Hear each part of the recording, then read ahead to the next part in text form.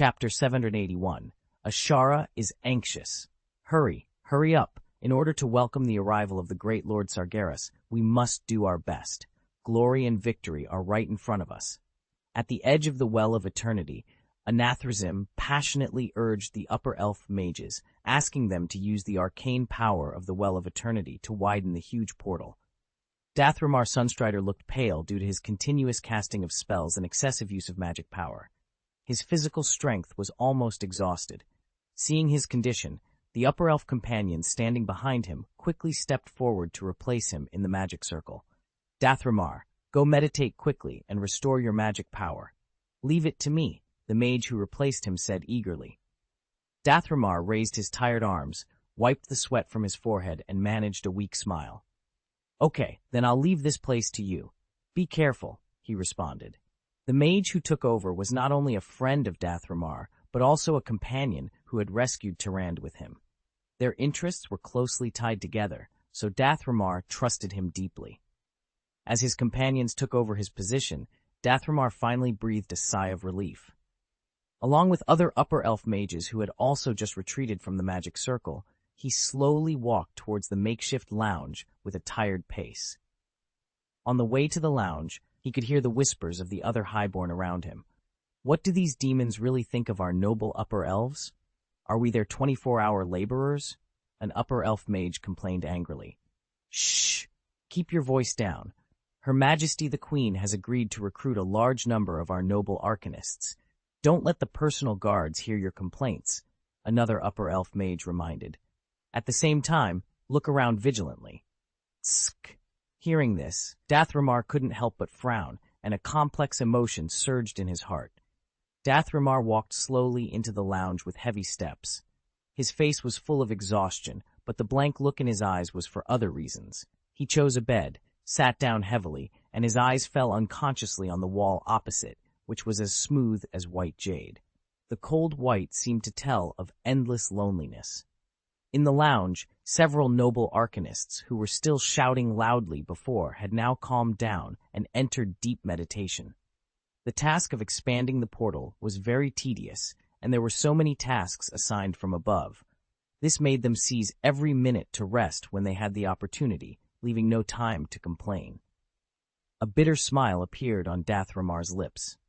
For the glory of the upper elf, he whispered to himself, his voice full of confusion and self-mockery. If you place your hope of resolving class conflicts within the clan on those demons, how can there be any glory at all? His thoughts drifted back to his previous mission experience. During that time, he witnessed the perseverance and courage of the top brass of the resistance, their beliefs as firm as rock. In sharp contrast, Queen Ashara's puzzling actions left him bewildered. This confusion led him to make a choice, to join the resistance. As an upper elf who had many conflicts with the civilians, he found his own value and purpose with the resistance. He assisted Ethan in successfully rescuing Tyrande Whisperwind, a key figure in the resistance. It was a thrilling operation. They went to great lengths to avoid the enemy's heavy blockade and finally rescued Tyrande from the dungeon of the palace. However, these risks now seemed worth it. According to the latest information from outside, Tyrande had officially become the High Priest of the Sisters of Elune. This news delighted Dathramar and the Highborn, who joined him in his plan. After all, they had taken risks to rescue Tyrande, and now that her status had improved, it also meant that their efforts were not in vain. Their investment has also increased. However, their happiness was short-lived. Just as Ethan Quaya had predicted, thanks to their careful preparations in advance, even though they encountered an accident while rescuing Tyrande and unfortunately lost several companions, Vosma and the others still managed to rob the prison without being exposed, especially Ethan, who kept his promise. After leaving Aislinn, he cast a prophecy spell to cover up their escape and obscure any information about it. Because of this, although Ashara was furious over Tyrande's mysterious disappearance and tried her best to trace it, no matter what methods were used, no one could discover what had happened. No one knew that it was their doing. However, Tyrande's escape was not without consequences. Perhaps Ashara realized that the resistance was strong enough to have infiltrated her city, or perhaps she had a premonition of the impending decline of the Burning Legion. Regardless, Ashara finally became anxious. And when Ashara was anxious, the Highborn were in trouble. Just as Dathrimar was preparing to secretly transfer the family's wealth, an emergency recruitment order suddenly came from the palace. All the Highborn arcane masters, without exception, were summoned to the palace by the queen and then dispatched to the Well of Eternity to join the massive project of expanding the portal. Dathrimar was naturally among them. Their domestic servants, regardless of status, were all conscripted for heavy labor. The entire social order of the Highborn fell into chaos due to Ashara's sudden orders. In the past, Ashara would never have given such an order. After all, no matter how powerful she was only one person. She could destroy an army by herself, but she could not rule the entire Dark Knight Empire alone. As the cornerstone of her rule, the Highborn had always been loyal executors of her orders. It was through them that Ashara's commands were conveyed to the entire empire. Therefore, she knew very well that the risk of offending the entire upper elf class was something she could not bear. However, as time passed, Ashara's power no longer came solely from the Highborn. The Devil's support gave her greater confidence. On the contrary, most of the high-level elves, having followed Ashara and abandoned the lower-level elves, were now in a dilemma. They could only follow Ashara closely and had no choice but to accept all her demands.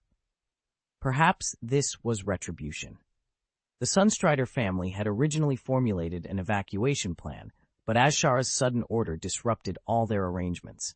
Even the housekeepers and servants were sent to work as laborers. The packed belongings and luggage had no choice but to stay where they were, with no one able to send them away. Dathrimar's thoughts drifted back to a few days ago when he received an encrypted arcane letter from his youngest daughter, Celis, via a hidden line. Recalling the information conveyed in the letter, a complicated look appeared on Dathrimar's face. It was concern about the future and helplessness about the fate of the family.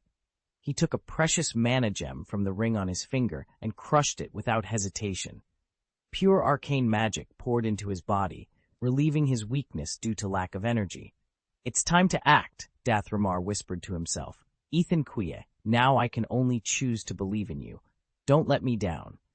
On the top of the tower in the palace's side hall, a night elf man stood quietly. His eyes were tightly covered by thick black cloth, and strange evil patterns lingered on his body, as if they were traces of being deeply eroded by dark power.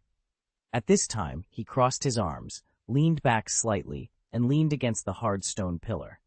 His eyes were blocked, but his mind seemed to have passed through the cloth, silently staring at the Well of Eternity, which had been almost dyed dark green by evil energy. "Why? Are you missing those comrades in the resistance again, or are you reflecting on your choice to join the darkness?" A joking voice suddenly sounded from behind the man, breaking the quiet and heavy atmosphere. The sudden sound did not waver the night elf in the slightest. He maintained his original post, gazing at the surging lake in the distance. An elegant figure in gorgeous clothes quietly emerged. It was an upper elf with long, golden hair flowing over his shoulders.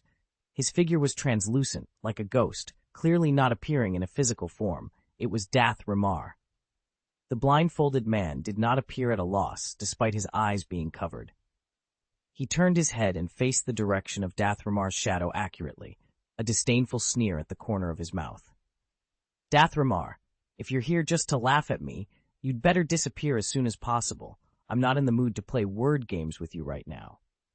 Hearing this, Dathrimar showed a meaningful smile. He touched his chest gracefully and performed a standard noble salute, his tone teasing. "Oh, that's really my fault, Mr. Demon Hunter. Please forgive my offense. Let's get back to the point." Dathrimar's projection didn't want to make the other party laugh, so he stopped joking and immediately adopted a serious expression. "Illidan Stormrage, I didn't intend to come to you. Although you helped in the mission to rescue Lady Tyrande, I still don't trust you, a fickle person." Illidan raised his eyebrows indifferently, seemingly unmoved by the comment of fickle. He asked softly, "In that case, why did you come to me specifically?" "Because someone outside the city is willing to bet on you. He has expectations for you." Dathrimar sighed and replied, Although I have doubts about you, I respect him. I don't believe you, but I believe him. Who is that person? Illidan's face flashed a complicated look, but he quickly regained his composure and asked tentatively, "Is it Malfurion or Tyrande?" "Neither," Dathramar denied flatly. "You don't need to know who he is specifically. The key is what you are going to do. What I want to convey now is his message." At this point, Dathramar paused, and his tone became more serious. The final decisive battle is about to begin. When that time comes, the rebels outside the city will send an elite team to secretly sneak into Zinna's Shari. He looked directly into Illidan's eyes and continued, "We need you to pick them up and ensure that this assault team can enter the palace smoothly. Now that you are deeply trusted by the Burning Legion, it should not be difficult for you to complete this task." As he said this, a trace of a sarcastic smile flashed across his lips, disappearing in an instant. "Enough!" Illidan's patience had been exhausted, and he interrupted Dathramar in a stern voice. "Just get to the point." He had always had a bad temper, and Dathramar's repeated ridicule made him even more furious. "Humph! All right." Seeing this, Dathramar snorted lightly and restrained his playful expression. "Since you are so anxious, I will tell you directly. As long as you can help the elite team sneak into the capital, the rest of the matter will be left to me. Since we have chosen our own positions, I hope you can stick to your beliefs. After all, you don't want to see your beloved Whisperwind priest fall into the hands of the Burning Legion again, right?" As soon as the words fell, Dathramar's projection turned into a wisp of blue light, drifting away like a meteor in the wind and disappearing into the night sky. Illidan witnessed the disappearance of the light, clenched his fists, and his eyes flashed with unwillingness and determination. He slowly turned around, his eyes passing through the night and casting towards the towering main building complex of the palace. Tyrande. His heart was full of struggles and contradictions, but when he gently uttered her name, he finally made up his mind. Chapter 782, The Last Battle.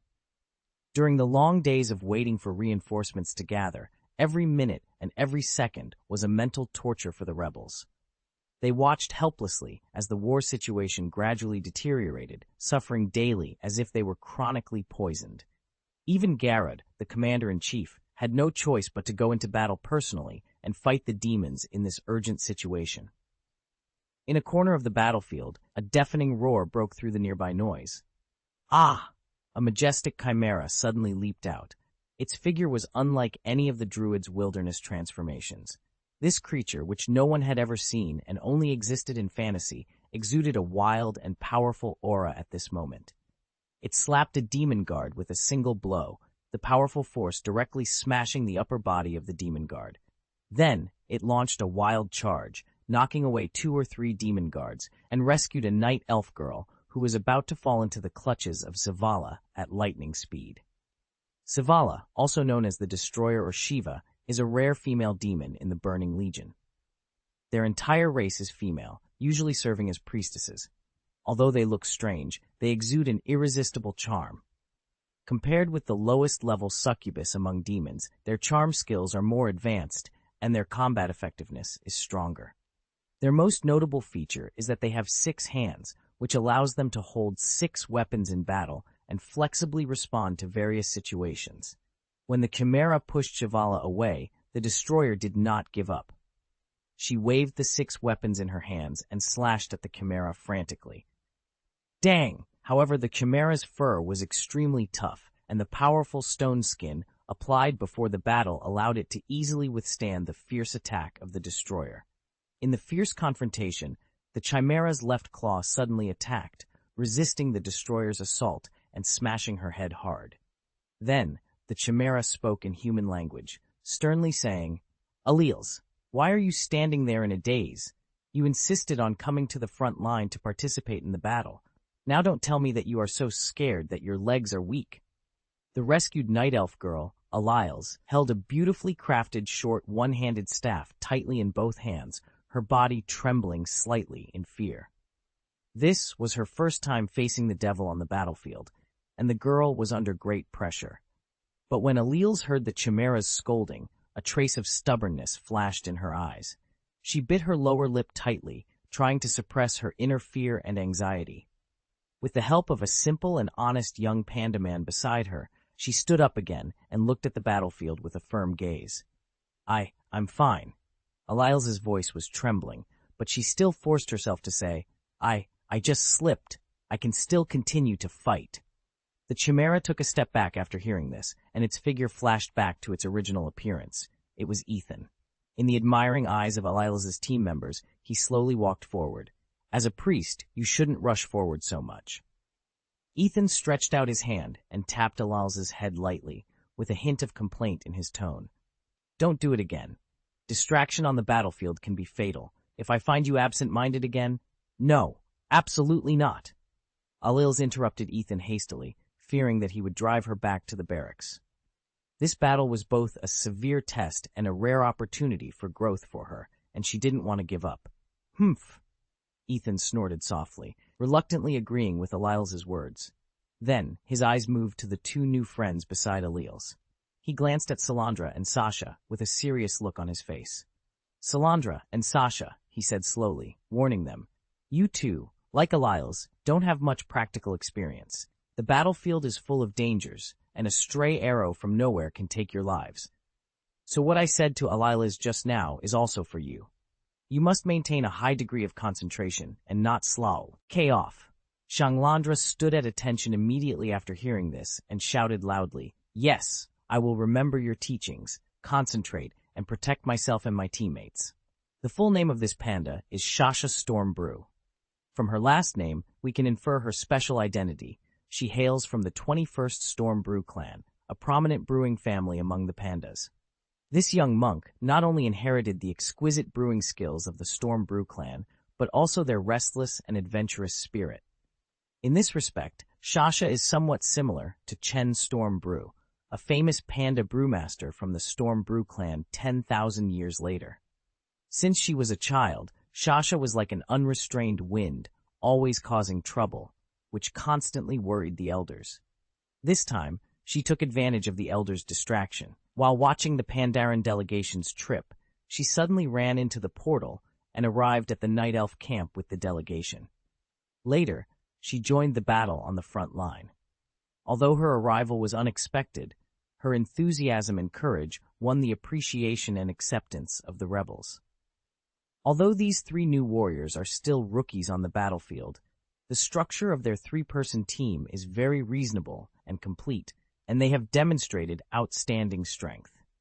Aliles's profession is a priest, and she learned from the high priest Tyrande. Although she has not been on the path of priests for long, she has already shown extraordinary talent. The profession of priests does not value experience as much as the priest's piety to the gods they worship and whether the gods favor them. In this regard, Aliles has a unique advantage. Although she was born into a noble upper elf family, she was an outlier among the upper elves, being the daughter of the Sunstrider family who worships the sun. In the past, she did not pay much attention to the belief in Elune, so her piety was not as strong as many older priests. However, this did not affect her status in the hearts of the gods. Her mentor Tyrande was the chosen one of Elune, and Ethan, who had been taking care of her, was also favored by Elune. More importantly, the Sunstrider family had personally participated in the mission of saving Tyrande. It can be said that even in the eyes of the goddess, Aliles had made contributions and left an impression. Therefore, whenever she prayed for the moon goddess's magic, she would always be treated favorably by the goddess and perform magic beyond her current level. No matter how pious your faith is, you can't resist others registering with the gods. With her excellent healing ability, she has become an indispensable member of the team, adding more recovery and endurance to the group. In this team, the other two members also have their own unique characteristics. Shanglandra Ling is a highly regarded second-generation member of the Druid cult. This young and talented Druid believes in the father of Cenarius, the white deer demigod Ma Luen. With the blessing of Ma Luen, her Druid profession has been transformed into a unique variant profession, Antler Druid. Although Antler Druids are not known for their powerful wilderness transformation ability, their attainments in Druid spells are amazing. Salandra is a typical example. She is proficient in various natural spells and can use the power of nature to attack, defend, and heal.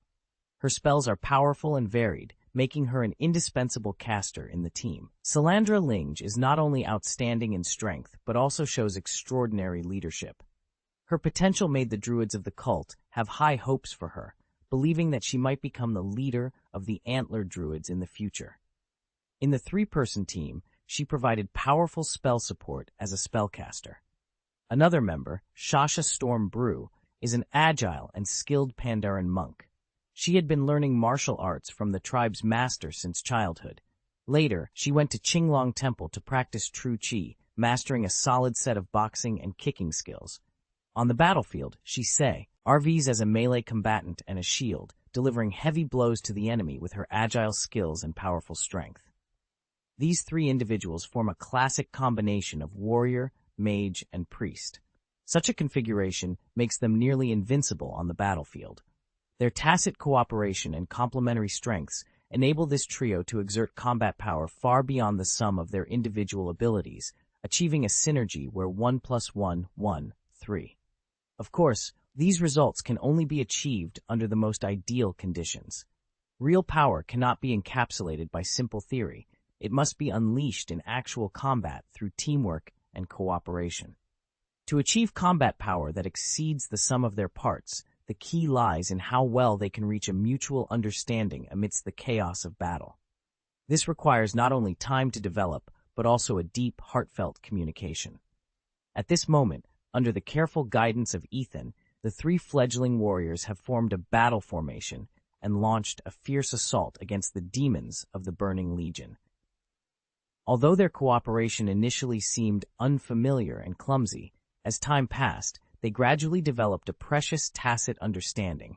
Necessary, do not use it lightly. Zolotath's voice echoed in Ethan's mind, a reminder of the perilous nature of the power he wielded. Ethan, now fully transformed into his chimera form, felt the weight of the shadow energy coursing through him. He knew the risks, but also understood that this was a moment of life and death. The demons were relentless, and he had to protect his comrades at all costs. With a roar that shook the battlefield, Ethan unleashed the gathered shadow energy. A wave of dark flames erupted from his mouth, engulfing the demons in front of him. The flames did not just burn. They seemed to consume the very essence of the demons, leaving nothing but ash in their wake. The Wrathguard commander, witnessing the devastating power of Ethan's attack, felt a chill run down his spine. This was no ordinary foe. The Chimera was a force of nature, wielding powers that defied understanding. "Retreat!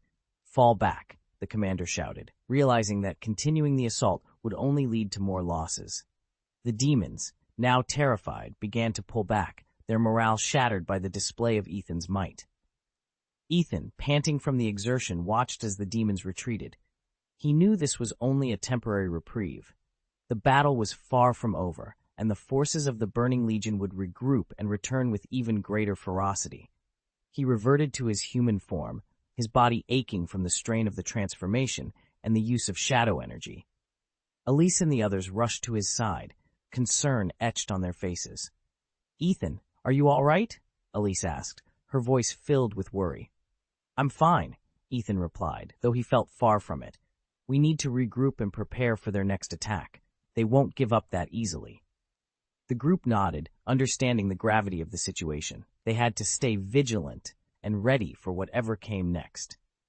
The battle for survival was just beginning, and they would need every ounce of strength and cunning to overcome the challenges ahead. As they prepared for the next wave, Ethan couldn't help but think about the power he had unleashed. The shadow energy was a double-edged sword, capable of great destruction, but also posing a significant risk to himself. He would need to tread carefully, balancing the need for power with the danger it brought. For now, though, they had won a small victory. The demons had been driven back, and they had a moment to catch their breath.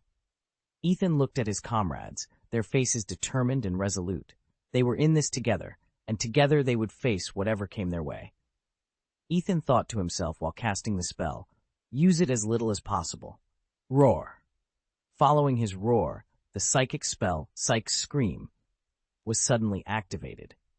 The sound waves spread out around Ethan like an explosion, an invisible storm sweeping through the entire battlefield. Except for the Ailey Lacey team he had specially protected, all the demons within a few dozen meters were affected by the violent impact of this sound wave. The demons clutched their heads and fell to their knees, their faces contorted with pain and fear. The power of shadow roughly invaded their brains, and even the strongest demons could not withstand this damage. After all, these chaotic creatures were not strong in mental defense. At the same time, this power of the shadow mind also injected deep fear into the demons, one of the emotions closest to the power of shadow, causing the demons to feel terrified and choose to flee. Many demons covered their heads, turned around, and ran away, ignoring the angry commander yelling at them to maintain the battle line. There was an obvious breakthrough in the enemy's front line. When the rebels saw this, their morale was greatly boosted. They charged forward, fighting side by side with Ethan, intending to expand their victory. "Master, you are such a genius. It's amazing how fast you learn," a charming female voice echoed softly in Ethan's mind. Elise and the others behind him were unaware of it. The owner of the voice was Sol Atath. It hadn't taken long for her to teach Ethan to master the power of shadow, but she never expected him to integrate it into his own mind spells so quickly. In fact, after roughly understanding the nature of the power of shadow from Xalatath, Ethan mastered two key abilities: Shadow Command and Shadow Power. Shadow Command. When you use psychic powers containing the power of shadow, you will have a more comprehensive connection with the shadow plane. When you use Dispel or Detect the power of shadow, you are treated as one casting level higher. Shadow Power. All the abilities you display are marked with fear by the power of shadow. You can add the power of shadow to any of your psychic powers. You can change the erosion effect caused by the shadow power so that any living creature will be shaken for 1 minute while receiving a shadow erosion caused by this ability. Logically speaking, a druid would usually integrate all weapons and equipment into his body when transforming. However, at this moment, the chimera that Ethan had transformed into had a strange-looking scimitar strapped to its back. This scimitar seemed not to belong to this world, and its very existence exuded a sense of strangeness and ominousness. Ethan had brought Xalatath to the battlefield for a reason. If Ethan were in a near-death state and could look around from the perspective of his soul, he would be surprised to find that within a radius of tens of meters, every time a demon fell, a translucent soul would emerge from its corpse, trying to escape the constraints of this world. However, these poor souls were all eventually attracted to Xalatath without exception and then mercilessly devoured by her. Hiccup. I haven't been this satisfied for a long time. The female voice couldn't help but let out a satisfied burp after savoring the gluttonous feast of souls. The horror of demons lies not only in their strength and cunning, but also in their despairing ability to resurrect. No matter how bravely the enemies of the Burning Legion fought and how many demons they killed, the overall combat effectiveness of the Burning Legion never seemed to weaken. This was because those demons who were knocked down could always be reborn in the twisting nether and then return to the front line to fight again for the Burning Legion. However, there was a premise for all this. Their souls must be able to escape back to the twisting nether. Twisting nether. Only there can demons reshape their bodies. But here with Ethan, everything is different. Whenever a demon falls near Ethan, their souls are mercilessly devoured by his scimitar. This is the power of Xalatath. She feeds on the souls of demons, thereby preventing their resurrection. Ethan is not satisfied with merely eliminating the demons that invaded Azeroth. If given the chance, he would dig out the roots of the Burning Legion entirely. However, due to the limitations of Xalatath's abilities, she can only prey on demon souls near Ethan, which has kept her actions under the radar of the Burning Legion officers. Of course, Xalatath cannot devour souls at will. According to her agreement with Ethan, she can only prey on demon souls.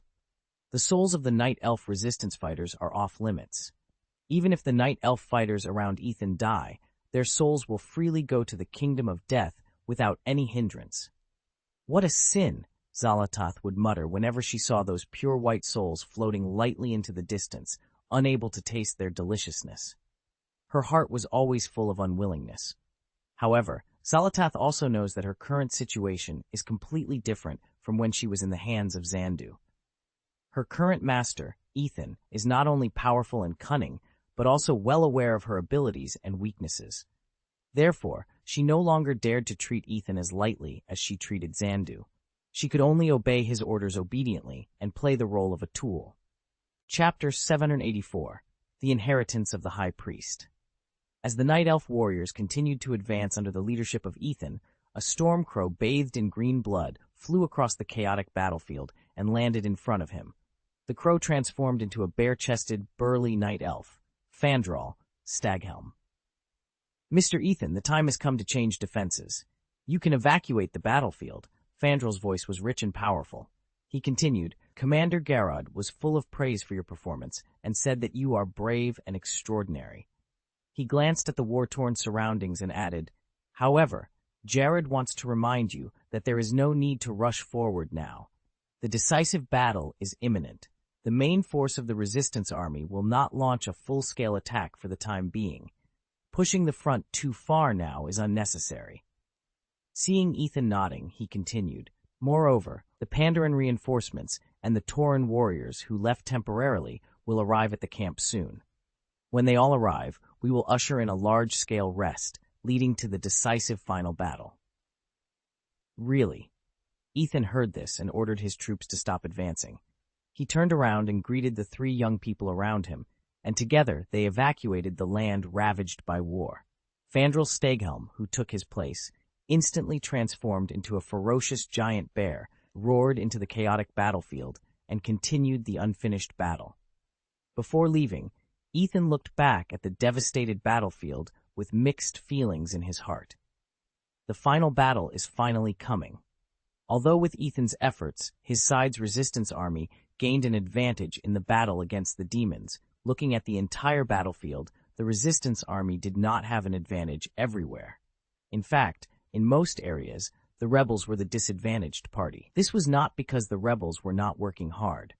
On the contrary, the rebels were already trying their best at this time. On the high-end battlefield, the demigods of the wilderness fought fiercely with the senior generals of the Burning Legion with their unyielding will. The mortal soldiers of the Night Elves, inspired by the high-level officers who took the lead, had high morale, resisted heroically, and finally survived this difficult period full of challenges. At this critical moment, the main force of the Pandaren, led by the Commander-in-Chief Guan Zhengye, rushed to the battlefield like a storm. Seeing that the war was critical, they launched a surprise attack on the side of the Burning Legion without taking any rest or removing their armor, horses, or saddles. Completely different from the Dark Knight Empire, which advocates individual heroism, the Pandaren's fighting style is known for its strict discipline and superb legion coordination. The Pandaren formed neat and uniform square formations. Under the precise command of the officers, they moved as one and attacked like a tide. General Guan chose the monk troops as the sharp knives to attack the flanks. Their appearance posed a huge threat to the Burning Legion. Facing this sudden and unfamiliar enemy, the demons were obviously unprepared. Under the fierce attack of the Pandaren forces, their flank defense line was easily torn open like paper.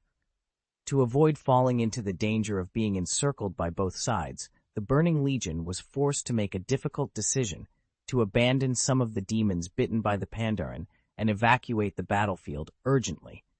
On the Pandaren side, since they had just entered the battlefield and did not understand the situation, they did not pursue blindly.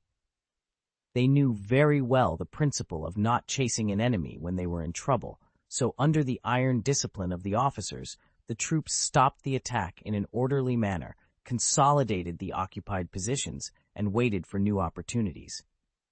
The performance of the Pandaren on the battlefield was clearly visible to the Night Elves. With this battle, the tide of war began to shift. The Pandas have won the respect and gratitude of their allies. Commander Jared is also extremely fortunate that he followed Ethan's advice and sent people to the Panda Kingdom.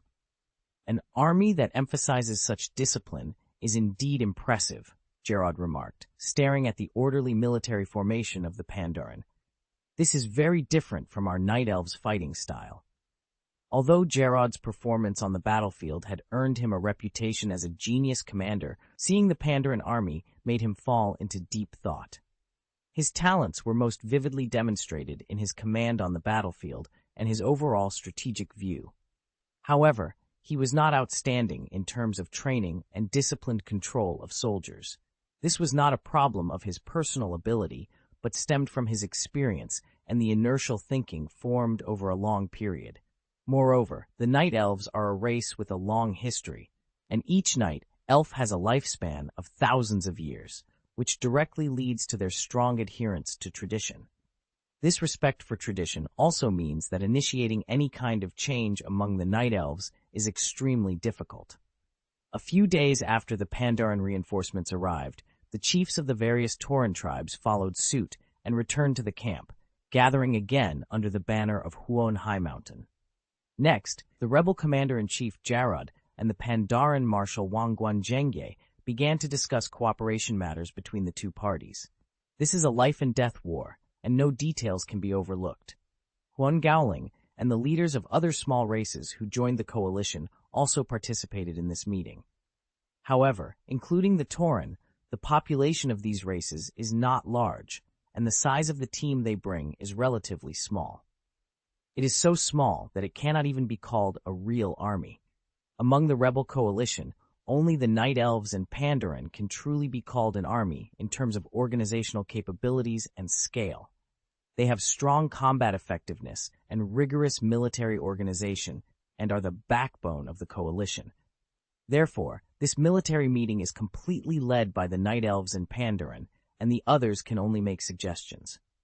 Facing the upcoming war, Jarod did not waste time on trivial matters. He quickly and decisively discussed appropriate combat strategies with all parties. Time was tight, and they had no time for mixed training, so they could only rely on their respective military leaders to lead their armies. Although the Pandaren and Night Elves would fight independently in terms of tactics, in terms of general strategy, they would obey Jarod's unified command. This arrangement not only ensured the independence of the armies of all parties, but also achieved overall strategic coordination and unity. The long war is like a huge forge, constantly tempering every soldier who steps into it under its blazing heat. This fire is cruel and merciless. On one hand, it returns countless brave warriors to the warm embrace of Elune with a ruthless elimination rate. On the other hand, it forges those talented elites into sparkling gems. The Night Elf rebels paid a heavy price in this endless battle, and countless lives were lost in the flames of war. However, on this trial ground of blood and fire, many new stars began to rise. Many of the priests of the Druid Order and the Sisters of Elune that Ethan knew about began to show their talents. The names of many of them were remembered by Ethan in his previous life. After the end of the War of the Ancients, these warriors who emerged in the war gradually became the backbone of the Night Elves. As for the Sisters of Elune, the highly respected High Priest Dejana, although she absorbed too much energy due to the forcible use of the Tears of Elune and was once in a crisis of severe overdraft, in the end she managed to recover with amazing perseverance, survived. However, surviving was not the whole story. This ordeal left deep damage to her body. Now, she is very weak, and it takes a lot of effort to even stand, let alone move normally. Such Dejana can no longer go to the front line as she did in the past and perform her lofty duties as the High Priest of Elune. Faced with this reality, High Priest Dejana had long begun to consider a smooth transition of her power. She chose to intentionally delegate power and began to use an intensive teaching method to train Tyrande, her successor, in the responsibilities of the High Priest. Under Dejana's careful guidance, Tyrande grew rapidly, like a seedling absorbing the rain, and her strength increased day by day. At the same time, Maiev, another candidate who might have been Dejana's successor, started to take the initiative to keep a low profile after learning about Dejana's choice. This undoubtedly paved the way for Tyrande's rise to power. However, things are unpredictable, and even if the parties involved have reached an agreement, it does not mean that everything will go smoothly. Although Maiev did not publicly express her intention to compete with Tyrande for the position of High Priest, the Battle Priest army she led was dissatisfied with Dejana's favoritism. They felt that Tyrande's qualifications were still very young, and it was difficult for her to take on big responsibilities. Faced with this situation, Dejana originally planned to use a longer period of time to train Tyrande, making her more mature in all aspects before taking over as High Priest. However, changes in the current situation forced her to expedite the plan. In order to build momentum for Tyrande and subdue those opposing voices, Dejana made her identity as the chosen of the moon god public after seeking Tyrande's consent. This news was like a bombshell, instantly causing an uproar within the Sisterhood of Elune. The fighting priests, who were determined to seek justice for their leader, suddenly lost their voices after learning the news. They understood that being a follower of the moon god meant that Tyrande not only had extraordinary talent and strength, but also received the favor and blessing of the moon god. Such identity and background undoubtedly made her the perfect candidate for the High Priest. After all, the Sisters of Elune are a religious organization. When the goddess made her position clear, the dissatisfied fighting priests had to bury these emotions deep in their hearts, even if they still had complaints. They also knew very well that to forcefully object under such circumstances would be against the deal, and the label of disrespecting the goddess would be slapped heavily on their heads, making them feel ashamed in the sisterhood.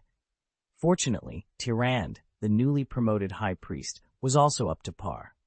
Although she was slightly inferior to Maiev in terms of martial arts, her performance on the battlefield was not lacking. With her higher divine favor than Maiev, she acquired more exquisite divine skills, which allowed her to perform very well on the battlefield. She saved her comrades at critical moments time and time again, turning the tide of the battle even while suffering from injuries. Her bravery and determination not only restored the decline of the front line, but also won widespread praise among the sisterhood. Now, those battle priests who once criticized her could no longer find excuses to accuse her. Even they, looking at Tyrande's figure on the battlefield, found their dissatisfaction and complaints gradually dissipating. In other areas, Tyrande also demonstrated her extraordinary qualities as a high priest. Although she did not have many supporters among the battle priests, her popularity among ordinary people, especially those from Suramar, far exceeded that of Maiev. With her super-soothing ability, she brought spiritual comfort to the people. With her exceptional political acumen, she solidified the status of the sisterhood. Before long, she firmly established herself as the high priestess within this religious organization, becoming a leader respected by all. Chapter 785, Tit for Tat. Although there were occasional disturbances and dissent within the resistance, these minor issues failed to shake the steady progress of the entire war effort. After several days of intense military meetings, the generals finally reached a consensus, setting the tone for the next phase of their strategy. Compared to the Pandaren Empire, with its vast territory and large population, and the Dark Knight Empire, with its long history, the Taurens still maintain their ancient tribal system. Their army is indeed smaller than those of the other two empires. However, the physique of the Tauren warriors is awe-inspiring. Standing nearly 3 meters tall, with burly physiques and bulging muscles, they resemble moving hills. On the battlefield, they dare to confront the demon guards head-on, wrestling with amazing strength and courage. What's even more remarkable is that, while maintaining their immense strength, they also exhibit greater flexibility and agility than the Felguard, an advantage that neither Night Elves nor Pandaren warriors can match. In short, compared to Night Elves and Pandaren, the Tauren race has a higher biological level. This high biological level grants them extraordinary power from birth, allowing them to become strong without extensive training. However, just as the moon waxes and wanes, and flowers bloom and fade, everything in this world has its pros and cons. The enviable high biological level of the Tauren, while providing them with innate power, also acts as an invisible shackle, limiting their future potential and development. Only a blank canvas is suitable for painting. A canvas that has already been sketched limits the artist's creative direction, making it difficult to follow their whims. Moreover, a higher biological level increases the difficulty of learning professional skills. Imagine a fledgling human warrior and a Tauren warrior who has just started training, both dreaming of becoming legendary warriors. The challenges they face are completely different. Human warriors need to start from level 0, gradually accumulating combat experience until they become legends at level 20. Although the Tauren warrior starts from level 4, he still needs to reach level 24 to become a legendary warrior. The obstacles he must overcome to use his talent are also more difficult. To become a legendary warrior, the Tauren need far more experience than humans, which undoubtedly increases the hardships and challenges on their path. What's even more troublesome is that the Tauren have unique attribute adjustments from birth: +8 strength, +4 constitution, -4 intelligence, -2 charm. These innate traits, coupled with their natural aptitude for melee combat and the use of heavy weapons, make Tauren naturally suited for physical careers. However, this also limits their choices. It is difficult for them to qualify for other professions. Even if their attributes meet the requirements, if they don't pursue a physical profession, their talents seem wasted. In contrast, humans appear to be more flexible and adaptable. Their talents have no obvious bias, allowing them to wield swords and become brave warriors or become intelligent wizards. This diversity and plasticity give humans unlimited possibilities in career choices. The worst part is that the abilities conferred by racial talents, when averaged across each level, often struggle to compete with the first-level professional level. For example, a level 6 Tauren may have an advantage in strength, but in a comprehensive battle, he is likely to lose to 10 human warriors of the same level. Although reality differs from games, the principles remain the same. This explains why, despite the seemingly mediocre talents of humans, they stand out among countless planes and become one of the most prosperous races. This seemingly ordinary talent and relatively low biological level provide humans with more advanced options and room for development. They can freely choose a career path that suits them based on their interests and goals, thereby shining unique brilliance in different fields. In fact, if we carefully examine the various races in the coalition, it is not difficult to find a similar pattern. Compared with Tauren, Furbolgs, and Quillboars, races often regarded as barbaric and even considered wild monsters in the game, Night Elves and Pandaren are not outstanding in talent. It can even be said that they are, on the contrary, two races with relatively low talents. Without professional training, an adult Night Elf or Pandaren would never be a match for an adult Furbolg or Quillboar. Yet, these two races have created the most glorious civilization on Azeroth at this time. Only they can become the main force in the war. After in-depth discussions with the military leaders of the Night Elves and Pandaren over the past few days, Jared finally made an important decision. He decided to deploy the Tauren and other smaller races as an elite assault force, allowing them to penetrate the heart of the enemy like a sharp sword at critical moments on the battlefield to provide timely support. The Night Elf Resistance and the Pandaren formed separate formations, ready to support each other at any time. They would march towards Zin Ashari simultaneously, attracting the main force of the demons. The Demigod Legion, with the strongest combat effectiveness, was deployed between the two armies, serving as the arrowhead of the charge, standing at the forefront, preparing for the upcoming battle. However, the formation put up by Jared was not really intended to break through the iron wall of the Burning Legion. He knew very well that the Burning Legion's high-end combat power was formidable.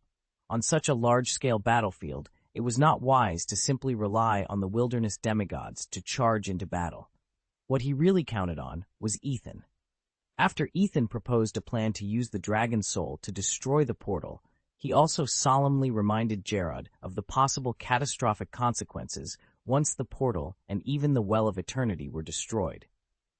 After learning about this possible catastrophe, Jared naturally would not let his army rush into Zin Ashari blindly, which would be tantamount to sending sheep into the tiger's mouth. Therefore, he must act cautiously to protect his own army. As long as Ethan's plan goes well, they only need to delay the enemy to achieve final victory. To avoid unnecessary delays, the coalition forces did not have time to conduct lengthy joint drills after the military meeting. They acted immediately, with every second counting. After just one day of rest, the Night Elf warriors took action. Their figures were light and ghostly in the night, quietly entering the battle state. The Pandaren warriors, tall and heavily armored, their face armor blocking their resolute faces, carried heavy weapons and formed a military formation, ready for battle. Other races, whether Tauren, Furbolgs, Quilboars, or others, also found their positions on the battlefield. They quickly and orderly arranged their military formations, preparing for the Great War. This large-scale mobilization of the resistance naturally did not escape the eyes of the Burning Legion. Those cunning and cruel demons seemed to sense the impending decisive battle. Since the Pandaren reinforcements rushed to the front line, they had not launched another active attack. In the past few days, the Burning Legion's frontline layout had also quietly changed. Archimonde, who Ethan had just returned to the Well of Eternity, feeling the pressure from the coalition forces. No longer content with controlling the situation from behind the scenes, he decided to go to the front line in person to face the storm of war. At this moment, Archimonde's figure was particularly prominent among the Burning Legion. To prepare for the impending battle, the Eridar leader transformed into his fighting form. His body enlarged hundreds of times, and his nearly 20-meter-tall blue form stood out like a hill, making him conspicuous even among the huge demons. Every step he took caused the ground to tremble, and all the demons were in awe of his majesty. Even Manaroth, the usually arrogant and domineering Lord of the Abyss, lowered his head in respect. The demons of the entire Burning Legion awaited their leader's orders, ready to go into battle at any moment. As the commander of the vanguard army appointed by Archimonde, Manaroth stood before the enormous blue demon, a hint of fear in his voice. Lord Archimonde, dealing with these coalition forces that are like ants doesn't require your personal intervention. Please give us a little more time, and I guarantee we can turn the tide of the war. Archimonde raised his massive palm, waving it slightly, and spoke in a cold, majestic voice. Okay, Manaroth. His voice was like ice, making the surrounding temperature seem to drop. I came to the front line not to express my disapproval of your combat capabilities. The opponent's military strength has clearly exceeded what you can handle. His eyes, like two sharp blades, penetrated all appearances and went straight to the essence. In the suburbs of Zin Ashari, the war had been raging for half a year. Despite Manaroth and other high-ranking demonic officers' efforts to maintain the front line, they were forced back step by step under the fierce attack of the demigod army until they were now at the last line of defense, just one step away from the capital. Manaroth once firmly believed that as long as they could hold the portal of the Well of Eternity, they would receive a steady stream of reinforcements and fight a war of attrition with the enemy. The Devil's troops were inexhaustible. However, the addition of the Pandaren and Tauren was like a bombshell, instantly breaking the balance of the battlefield. Both warring parties were acutely aware that the final decisive battle was imminent. The air was filled with a strong smell of gunpowder, as if a spark could trigger a full-blown explosion. Archimonde waved his arm lightly, and in an instant, a giant throne befitting his majestic identity was summoned out of thin air. He sat down slowly, his legs casually placed, and one hand supporting his chin, covered with tentacles. His glowing eyes looked directly at the enemy in the distance on the battlefield, and his entire being exuded a formidable aura. "Go," he finally said. "Go, Manaroth. I will temporarily oversee the formation here. I hope your promise is not empty talk, and I really don't need to intervene myself." With his unique rough and hoarse voice, Manaroth responded loudly, "Yes, Lord Archimonde." He then turned abruptly to face the overwhelming and menacing demon army. His eyes flashed with wild and murderous light as he shouted, "Have you all heard Lord Archimonde's order? Burning Legion, it's time to show your power. Charge and crush all those mortal ants and the worms of the planet. Roar." Following Manaroth's command, the entire demon army roared like a blazing fire. They surged forward like a torrent, rushing towards the enemy with an insatiable thirst for killing and destruction.